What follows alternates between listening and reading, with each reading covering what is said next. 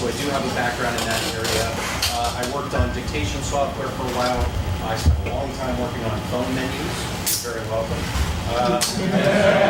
Worked on a social robot named Jibo. He's big, he moves around, he talks, stuff like that.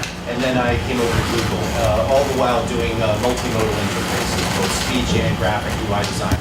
On the side, outside of work, I have my wife and my two lovely children, and I play bass in a band. If you can't tell from that picture, I don't know how to play the bass very well. I have no idea what I'm doing. So hopefully I'll do a little better tonight than I do playing bass on stage. So why did I call it designing exceptional interfaces? Well, designing, the word exceptional has more than one meaning, right? It usually means something that's really amazing and better than the rest, right? And that's what we're trying to go for. When you're designing anything, right, we're not just talking about something that looks good, it looks pretty. That's not what design is. That's only part of the fight, right? The other part is making something that's useful, usable, effective, efficient, and ultimately empathic. Right? So I use the example of this can opener, the OXO, right? When I look at the one on the left, I feel my hand hurt, right? When you turn those can openers, it actually digs into your flesh and it hurts.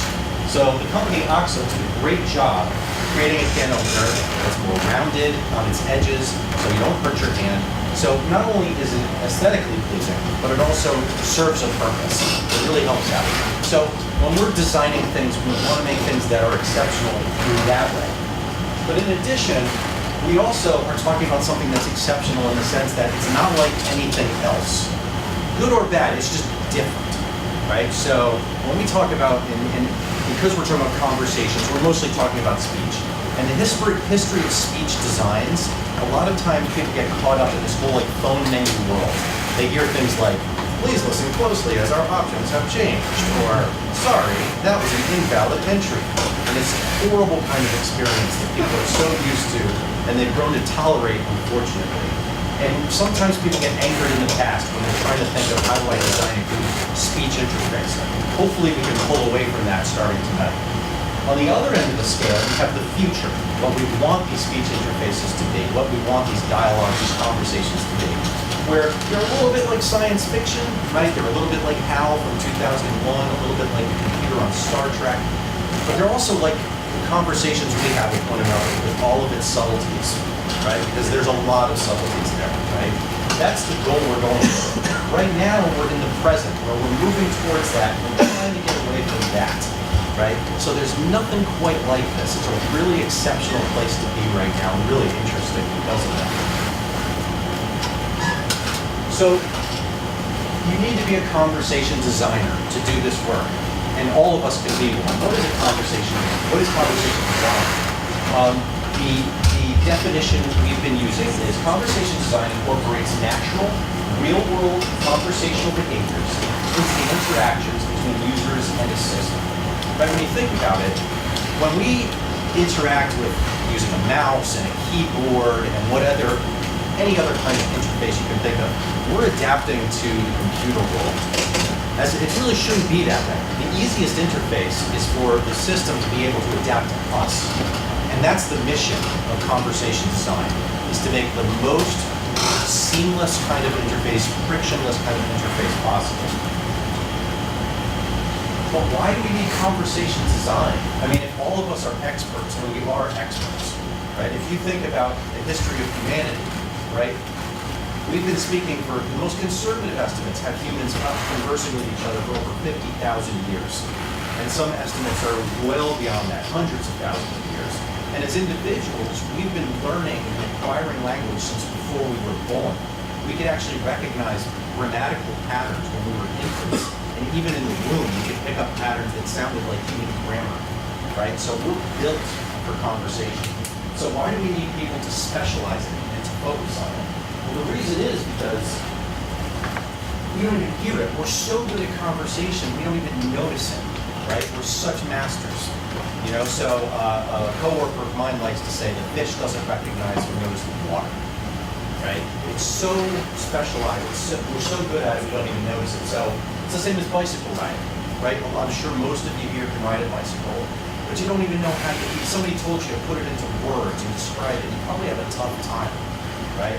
So that's why we really need to focus in and make it a conscious thing, because underneath all of this specialization that we all have, there's actually some really tricky rules of conversation that we're not even conscious of. Just to give some examples, and obviously there's tons and tons more.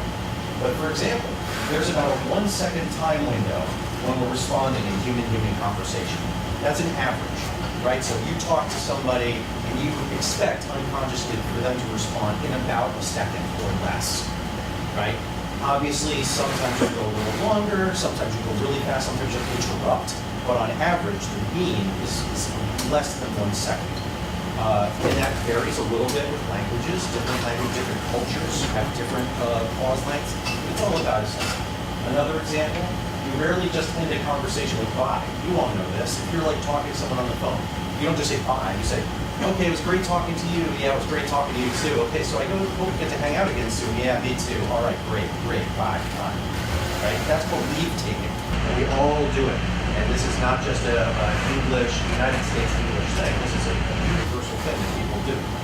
Another example of the rules of conversation. We follow these 4 maxims of conversation, called the Gricean maxims of conversation. We're going to go into a little more detail about those later because they're so key when you're designing your interfaces. And by the way, just to point out, what I'm talking about right now might seem kind of abstract, but later on, Alan's going to take it and sort of operationalize it for you when you're actually building your actions on Google. So I'd like to do a really quick pause here. And here's a conversation in an actions on Google. I made it up based on some things I've seen in the past. And I'd just like to ask you some questions. I don't expect right answers for now. We're going to come back to it later. But for now, is there any things you see that we can improve on the right that the assistant's saying here? Some thoughts?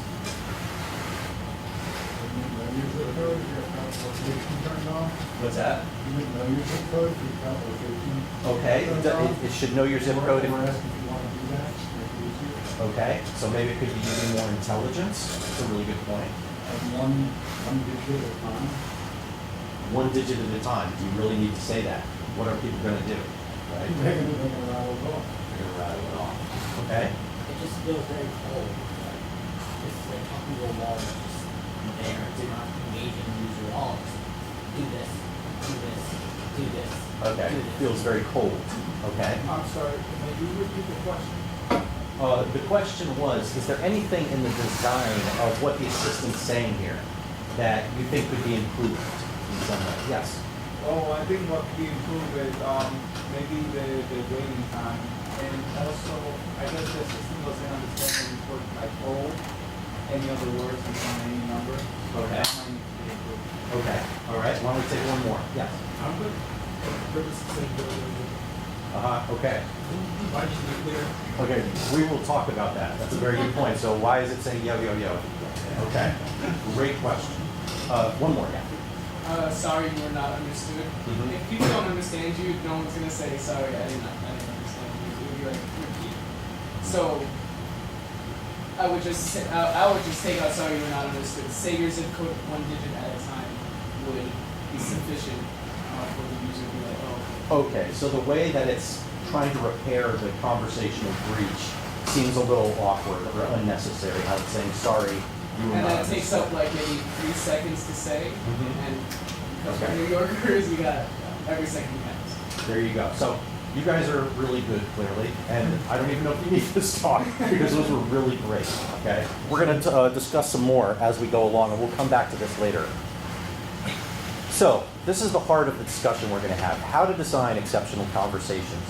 Now, I'd like to talk about design principles, and I will a little bit, but I think we're going to talk more about the process today, because if you follow this process, chances are you're going to come up with a much better conversation than you might if you were just like, boom, I'm going to put in some prompts. Okay, so let's go through this step by step. The short answer, if we were just going to breeze through at a high level, and I'm sorry if that font is too small, I thought it was going to be bigger on the screen. First of all, first step is understand the user, their goals, and their context.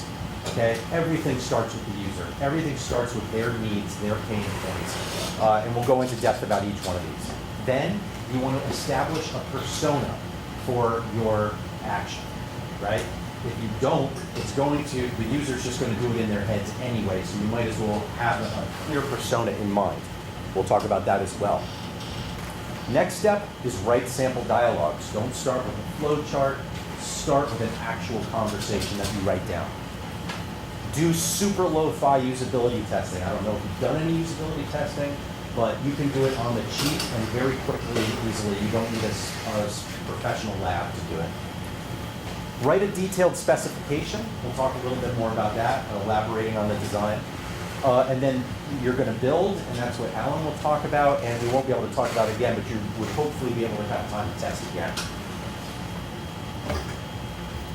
So let's start with understanding the user. So quite often at Google, what we will do to start off a project is we will start with user stories. And user stories are quick. They're stories. They tell a story of what a user is doing at the time that they're going to use your action, right? What do they need? What are their pain points? What are they trying to get done? Where are they? That's really important too. What's their general context? What's their mood?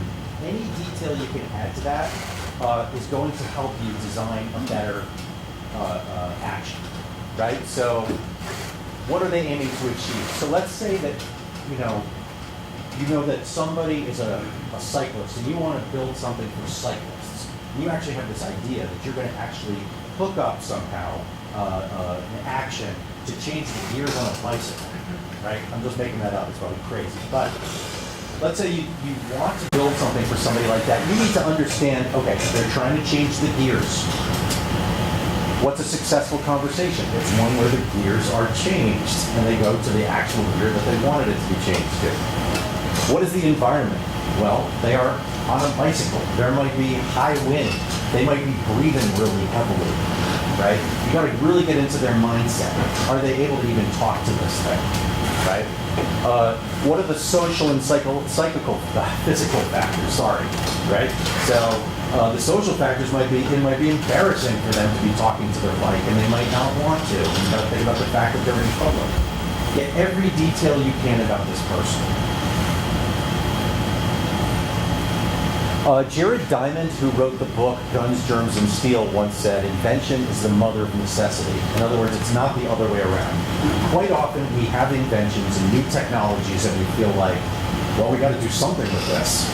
And it leads to mistakes and people making silly things because the technology's there, right? So the example he gives is Thomas Edison, when he created the gramophone, didn't know what he wanted to do with it. He didn't know what he wanted to record. He didn't know what was going to be presented with this new technology.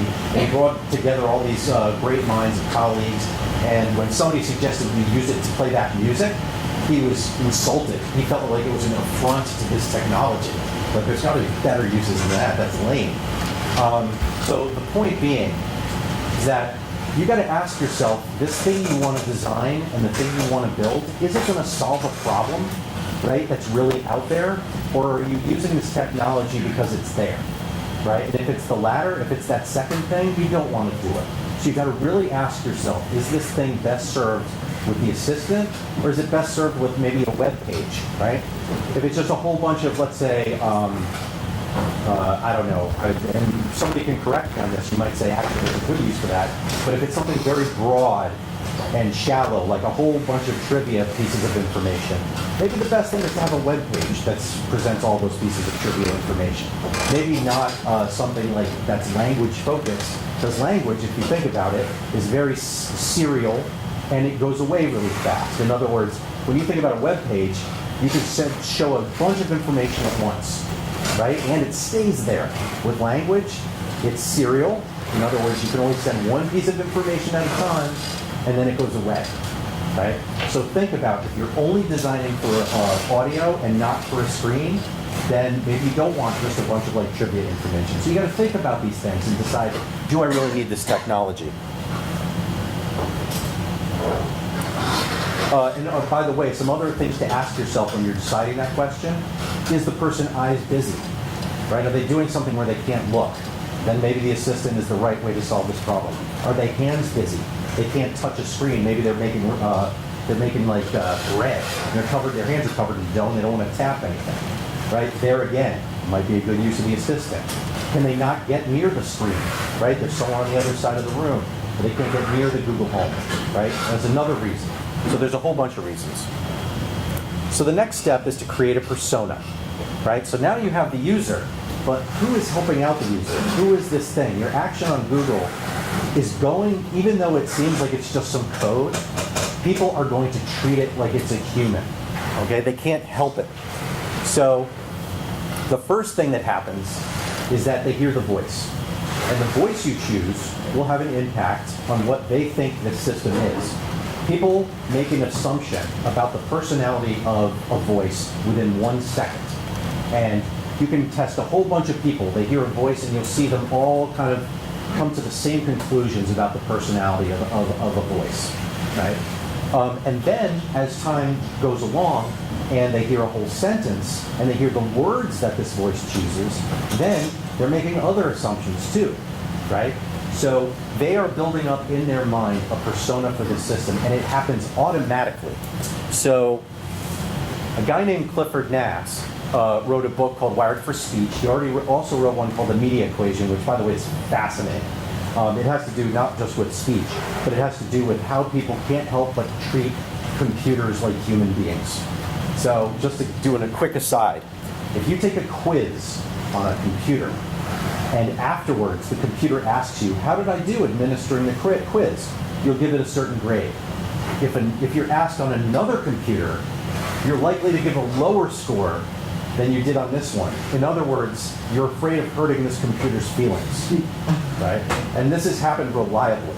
So even though you don't realize it consciously, people treat machines like people, and they don't want to hurt their feelings, and they talk to it that way. So they're building a mental model in the head of the personality of your system. And as James Jangola, who I work with, says, if you don't design a persona for your system, the user will. So you really should be thoughtful about what you're communicating. And the persona is communicated through things like the voice you choose, the words that the persona uses, the intonation and vocal delivery. Now, I understand that with Actions on Google, you'll have so many voices that you'll be able to work with. But even if you feel constrained by that, you have these other levers you can flip, right? Like dialogue scripting and the intonation, etc. And the persona you want to pick is one that's based on your brand. It's based on your user population and their needs, and the task that your app is performing. So you have to decide to yourself, okay, if you're building something that's going to help people choose, the closest bike rack, right? Maybe they're a cyclist and you have something where you've got all the bike racks in town laid out. Maybe you want a bike messenger persona, right? If you're doing something, if you're doing something like a concierge for a fancy hotel, right? Maybe you want something that's a little more formal in the words it chooses to use. Right? So these are just examples of how the dialogue scripting can have a big impact, right? And every time you're writing something, when you're laying out the flow, et cetera, you want to keep these in mind, right? So something that says, greetings human, is going to have a very different personality than something that says, hi, Frank here, right? And not all personas have to be cartoony and out of control, right? You can have a much more subtle persona that never says, I'm a robot or I'm a butler. It could be something that's just trying to get the task done with you, but you still need to think about what is this thing? Because if you don't, then you're going to be very, very unstable in terms of what you present. The next step, and this is such an important step, is writing sample dialogues. So before you lay out flow charts and before you start writing code, if you want this thing to sound correct to your end user, you want to start with a conversation. You're writing characters at this point. You have over here, you have the persona you created, and over here you have the user. How are they going to engage with each other? What's that going to sound like? And the best way to start is to actually write a dialogue. Now, I don't know how many people here have written, creative writing, done, written stories or written plays. I know it's not that many, but this is your chance to kind of put that hat on and find that empathy in you and try and write a conversation. And this is key. Don't just write it down, say it out loud. Even read it with a friend to each other. Because that's when you catch things like, oh, I didn't use any contractions, right? I said will not instead of won't, right? When you say it out loud, written language and spoken language are very different from each other. So write down a sample dialogue and then say it out loud. That is always the first step when you start designing. You'll get a much better design. So, in other words, you don't want to start with the flow. And also the other thing that happens if you start with a flow is that sometimes you'll get stuck making transitions out of different boxes, like this is what we should do if yes, this is what we do if no. But if you write out a conversation, you might realize, oh, they might say things besides yes and no, and I didn't account for that. So, this might be a dialogue that you could write to start things out, right? You have the user saying, I need to get a meeting in the calendar for tomorrow. Sure. When would you like to start? 9 a.m. And for how long? Make it 1 hour. Okay. And what's the name of the meeting? Sales budget. So that's sales budget starting at 9 a.m. tomorrow for 1 hour. Is that right? And then it would go from there. So little things that you might notice that might not show up if you took the flowchart approach. Things like and for how long? Things like saying okay. And so that's, and confirming. Little things like that you might miss if you start with the flow chart, okay? And you might miss the whole attitude of the system in general. So, I said I wasn't going to talk too much about conversation design principles, but I do want to at least give you some of them. So I was saying earlier that there's these 4 maxims of conversation. When people have conversations, you don't realize it, but they are always trying to cooperate with each other. Even if they're disagreeing, they are cooperating to meet some end goal. Conversation is a joint action between 2 or more people, right? And so when I'm talking to somebody, we're always following these 4 maxims. Quality, okay? Tell the truth. When I'm listening to somebody, I'm assuming they're telling the truth. And when somebody's speaking, they are trying their best to tell the truth. Quantity, give just the right amount of information. Don't say too much, don't say too little. Manner, be organized and comprehensible. Don't use big words they're not going to understand. Relation, make your input relevant. So, yes, I know people lie. And yes, I know people prattle on and talk too long, right? But to do those things, we have to be conscious of it, and we have to go out of our way to break from this. So these aren't rules, they're maxims. They can be broken for purposes of comedy, for purposes of lying, for purposes of exaggeration, but we usually follow these and we have to really think about it to break from them. So here's an example of one for relevance or relation. If you say to me, I am almost out of gas, and I say, there's a Texaco right around the corner, right? The assumption, like that sentence actually doesn't really follow that easily, right? You have to assume I mean, oh, there must be gas, and that's nearby, and so you're trying to be relevant. Here's an even more extreme example. If I say, how did the cabs do? And you say, are you sitting down? Right? Like, are you sitting down has nothing to do with how did the cabs do. It's just, I am assuming, as you as a speaker are trying to be relevant, and so I try and figure out what did you mean by are you sitting down? They must have done poorly. So when you're writing prompts, always keep these in mind. Write them on the desk in front of you on a piece of paper. Have them there and ask yourself, am I saying too much? Or can I say a little less? Am I saying enough? Am I being relevant? Etc. How am I doing on time, by the way? Am I doing all right? Okay. Whoop, I went the wrong way. So here's some other ones I'm going to barrel through because we don't have tons of time. We saw this earlier, but use cohesion devices. In other words, say things like first, blah, blah, blah, blah, blah. Next, blah, blah, blah, blah, blah. Finally, blah, blah, blah. Those things aren't just pretty additions, right? Those really help the person figure out where they are in a conversation. Say things like, and what's the phone number? Right? Say things like, got it. So all of these things help the person get through the conversation and figure out where they are, and that they're not just off in la la land somewhere, that they are going somewhere, that there's progress, okay? That's pretty critical. Plan for errors and design thoughtful responses. We're going to talk about errors later because they're a bummer and they're boring, but they're really important because people spend a lot of time with misrecognition errors. You've got to help them get out of it. Speak the user's language. Don't use big words when you don't have to, and don't use technical terms. We're all, well, I'm not, but I'm sure many of you are very technical. And you may have the urge to say things like, you know, this action on Google doesn't understand such and such. You gotta talk their language. Assume they don't know the same stuff you do. I once called a phone system, I think it was for enterprise, well, sorry, I'm not gonna say the company. Actually, I don't even know if that was a company. I called a rental car company, and their system actually said, this IVR understands speech. Who knows the word? Who knows the acronym IVR? You know, and I'm sorry, it was not enterprise. I can't remember who it was, but it was a problem. Speak the user's language. Use contractions. We talked about that before. And if you're writing a sample dialogue first, you'll probably get those in there.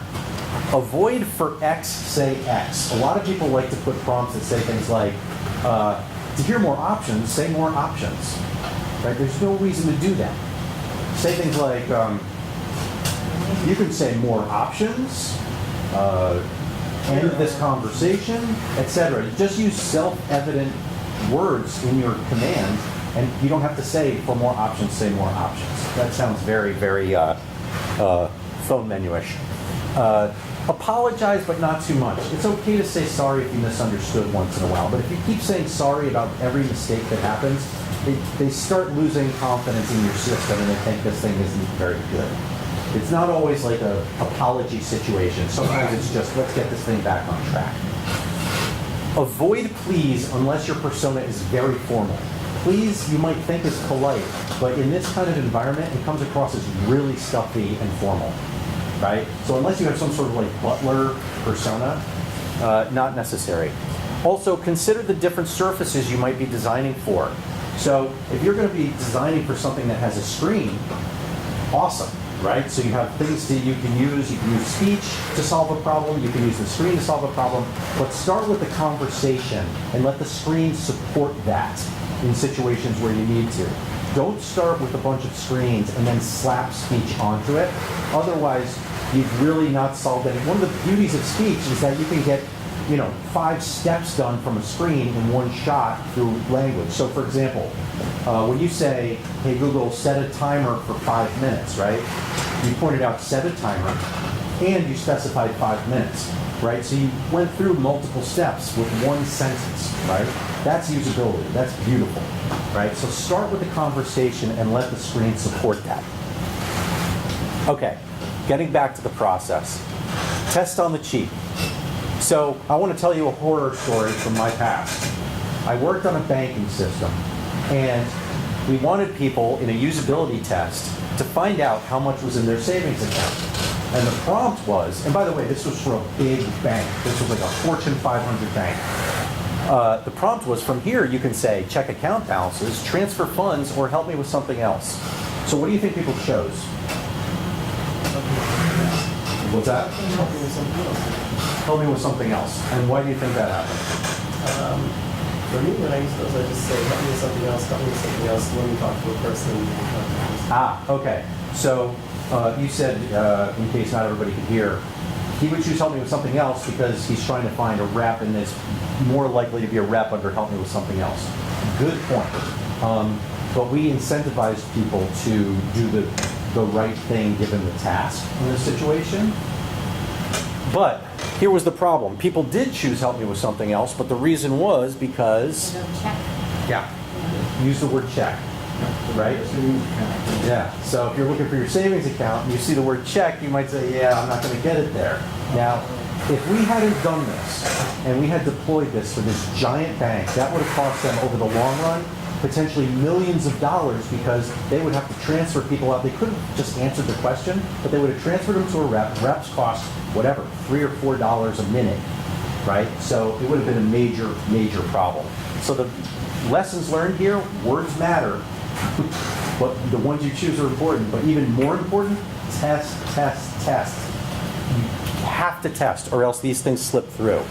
Now, to do lo-fi testing, you can use friends, you can use family. You don't need to get you don't have to get recruit. We try to at Google because you try to do the best you can with the resources you have. But if you can't get those resources, you can use friends and family. You put them through a task, right?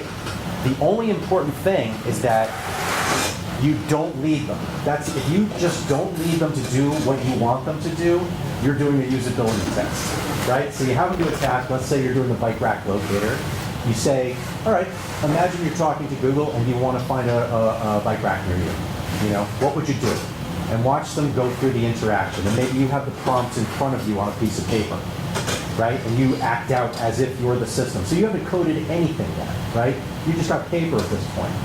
And then ask them afterwards if they have trouble, what happened there? What was the problem? But never say to them like, see the zip code. What's your zip code? Right? As long as you don't lead them down the right path, you're learning stuff about your system. I urge you to do that. Okay, write the detailed spec. So for every state in the flow, there's not just one prompt, right? So let's say you made some sports trivia action, and you'd like trivia for which sport, right? There's going to be cases where somebody mumbles or they talk to somebody else in the room, so you have to create what's called a no-match prompt, which says something like, sorry, which sport? And what if they mumble again, right? You need to back it up with that. You don't want it to say, sorry, which sport again. You're going to sound very computerish. So you want another one. And this might elaborate more to help them get back on track. So for example, if you're not sure which sport, you can tell me to mix it up. You know, you're trying to walk them through how we might move forward. But what if somebody doesn't say anything? Then you need what we call a no input prompt, which tries to, you know, maybe if they're there, if they're not distracted or they've walked out of the room, try to get them going. So which sport would you like? And what if they don't say anything again, right? So now you want a no input to prompt, which helps a little bit. So it's like, hey, I can share trivia about sports, baseball, basketball, something else. And then you got to figure out what happens if everything else fails. It's just not working out. You can't get them to say the right things. You can't get them to say anything. How are you going to error it out, right? And it might be something like I'm having trouble understanding. Maybe come back and try again soon. But maybe you can fail even more gracefully, right? Instead of just bailing, maybe you can say, hey, we've also got a website, go to blah, blah, blah, blah, blah. So they can at least try somewhere else. Even more ideally, I'm sending you a text message with a link to our website.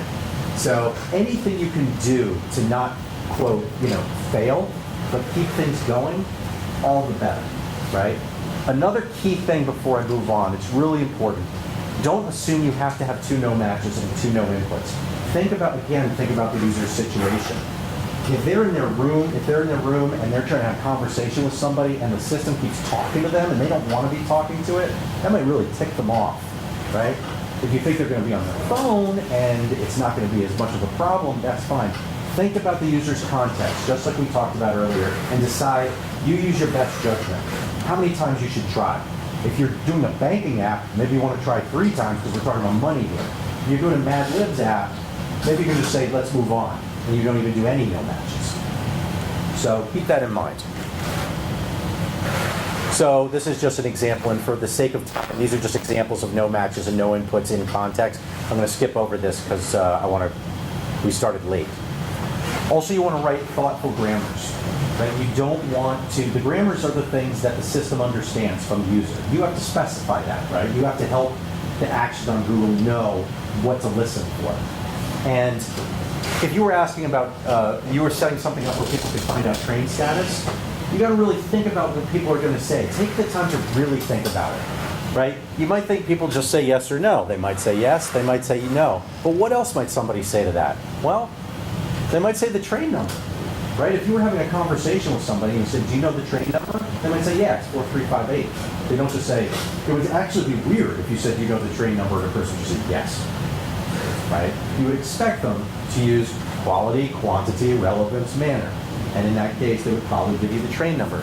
So when you're writing your grammars, think about what people might say. And that during the sample dialogue phase, that's a good time to catch it. Again, the value of avoiding designing by flowchart, starting with sample dialogues. Okay, so we're nearing the end here. So I want to come back to this. Any other this is the old conversation we had. Any other thoughts about this? Any new ideas? Yes. For the most part, you would know where the bike track is in your neighborhood. It's a destination that's new to you where you want to find out where the bike track is. So probably wouldn't know what that zip code is because most people barely remember their own. Okay. So I would probably find maybe a T section or something. Yes, yes, that's right. So if you're biking out of town and you're on a weekend jaunt, you don't need someone to town. Right, right. Okay, so to be smarter about information is correct. Okay, great. Yes. So it could be like,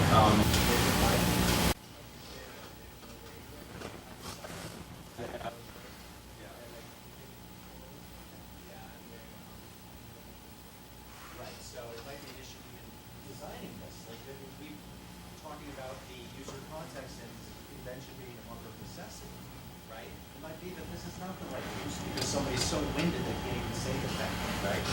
Yeah. I mean, now you want to take what you know about the persona and actually change the way that she is speaking back to the user. Yeah. Also, you said not to lead them, so what is this is kind of Leading the model. leading them to answer something. Yeah. And you already know if that's what they actually want. Yeah. So, Right. Right. Yes. I was thinking that it's smarter because instead of ask the user what is a zip code, you can ask, do you want to use your current location or do you want to use it? Yeah. Then we can just use their current location. Right, right. So yeah, so you could be smarter about it, not even ask that question, and ask a simpler yes/no question instead of using this, instead of the zip code, which people aren't going to know. Yes. Last. Yeah. I found my crack at Right. So the persona is a little bit off, right? We started with what might be a bike messenger. We were saying like yo yo yo, and then it's like sorry you were not understood. So unless your persona is a millennial who sometimes turns into a robot, you've not been consistent about your persona, right? So yes. So the last time you call, if you're done, say goodbye, then you need it. Yeah, that's right. If you're done, say goodbye, right? That's a couple of, for X, say X. To find another bike rack, say find another bike rack, right? If you're done, say goodbye. So this might be a little better. I'm not saying it's perfect because it still has the zip code problem. Well, this is some of the other things that you could look for, right? They didn't use contractions. They said for X, say X. We got to ask ourselves, is this a good idea for the assistant? Try rapid reprompting first, something really short like, sorry, what's the zip code? Before you start going into more detail. This might be slightly better, even though it's still got the zip code problem. Like, again, this is kind of a cartoony character persona. You don't have to have a cartoony persona. But at least it's consistent now. Hey, buddy, ready to find a bike rack? Yes. Sweet. What's your zip code? Sorry, what was that zip? Right, so it's a rapid reprompt. 1 sec. There's a bike rack at 51 Maplewood Avenue. Want directions? And then it could say something like, cool beans, want to find another one. Or say find another bike rack or I'm all good. Now, some things to point out, right? It has some cohesion devices, acknowledgments that it heard the last thing you said. And instead of saying checking, it says 1 sec. It says sweet, like that's in character, and it's also acknowledging that that it heard the last thing. Again, not ideal, but better than the last one. So I want to leave you with some references that are really important. That one on the bottom, actions.google.com/design. We have a website that is really comprehensive in terms of all of this stuff. I mean, it's more than you could ever want, but you will come out of it a pro at this stuff. It's really, really helpful. Also, James Jangola and Kathy Pearl are colleagues of mine who are really magnificent at this stuff, and they've both written terrific books. And also, you can look at more about Grayson's Maxims on Wikipedia. Cliff Nass, who wrote about how people treat computers like people.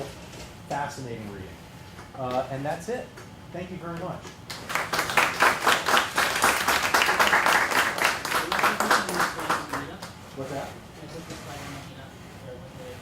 Yeah, I think so. I gotta double check that, I think so. Alright, I'll get back in there. Okay, cool.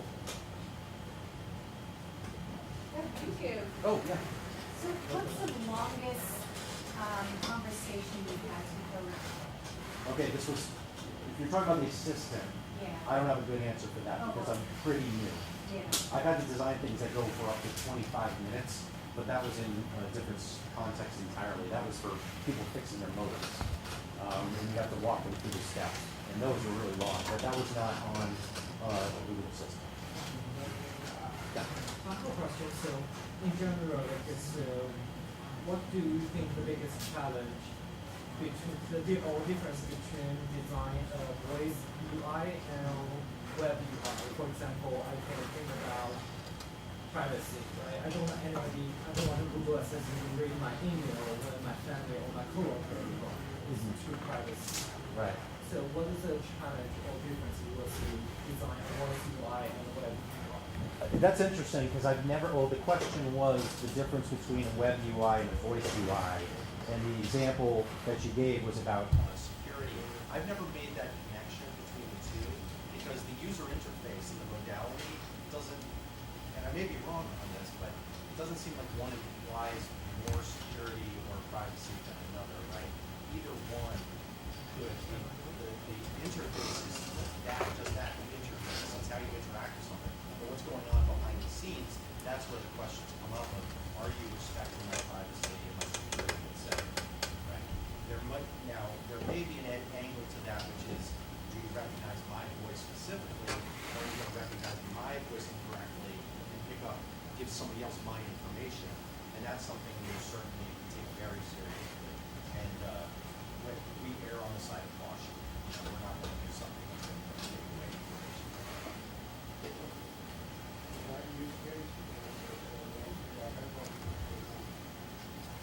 Headphones connected or not.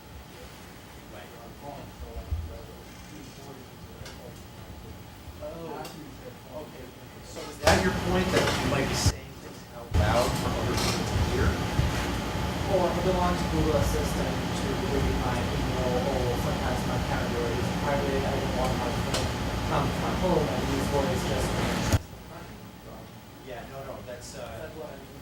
yeah, no, things like that, you're gonna either need to know certain local passwords, either recognizing your voice or, using, a PIN or something like that. And also, we would not design, and I hope that we would not design something that would allow anybody to just come up and, say, what's my account balance? Unless, as you said, so we are comfortable with we can detect or identify the different voice 100% of the voice. We get a lot of questions about security when programming, and there are a lot of people that are actually fairly upset at Google because it defaults to if it doesn't recognize the voice, or if it thinks it's a situation where it's not an actual user, it won't authenticate it. And there are a lot of developers who are like, well, there's only one person using this Google Home device. Why aren't you? And the answer is, well, what if the home device is sitting next to a window and somebody shouts it in through the window? There are security scenarios like that. Google's very conscious of it. A lot of other developers aren't yet. Yeah. We have to start thinking more carefully in those lines. Exactly. So if you have somebody in the house working on your house or something like that, you don't want them suddenly finding out your bank account even if you're the only person who lives in the house. To that point. So we definitely err on the side of, we'd rather fail to give you the information than to give it to them. Yeah.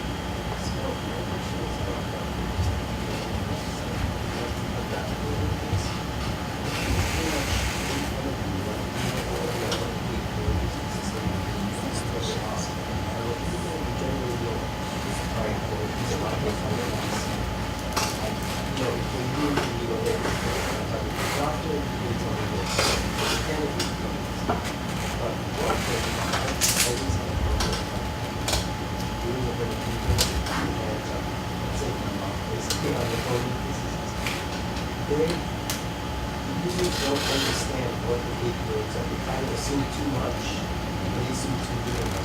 they'll just keep repeating the same word over and over robotically. Try to do that.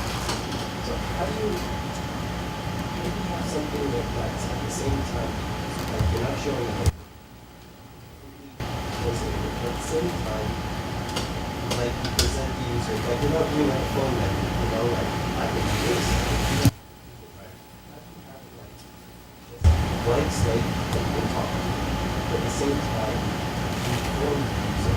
Like how do you do that? So are you saying, are you asking, how do I let the user know about all of my capabilities in the speech channel, which is so limited in terms of how much information to give? Yeah, but how do you help the you know, what you're meant to do, what you're you know, Yeah. you speech application can do like a big thing. Right. You know, what personal phone, even a conversational phone. Right. And then realizing that how to interface. Yeah, well, that's a great question, and well, it starts with the thing at the beginning of, is this the right solution to the problem you're trying to solve, right? If you've got something that's a massive menu, right, and it's really hard to put them all together logically as one logical whole, like let's say making status, flight reservations, etc., which are things that kind of always go together. You know, finding, you know, which gate I'm supposed to go to, et cetera, you know, those all go together. If they're kind of random and all over the place, then maybe it's not an ideal situation. But also, you know, if you have some sort of, you can use some sort of website, you say, you know, there's more information there. But at some point, you just have to cut your losses, because the discoverability of functionality with a speech interface is very challenging. And there's no magic bullet. Another thing you can do is you can tell people that there's a, you know, what can you do feature, right? And the person can say, what can you do? And under that, you can give random examples, right? And you can change those up each time. I don't know, technically that's the easiest thing in the world? Yes, it is. Yeah, okay. So that's another thing you can do, is let them know about a what can you do feature, and if they say it, provide a couple of examples. And each time, those examples are a little bit different. So they get to know, oh, this thing can do a lot more than I thought. Right? That's another strategy. One of the things I like to think of when I design this sort of thing is if I'm going into a restaurant and sitting down at a table, the waiter is usually not going to come over and start reciting line by line everything.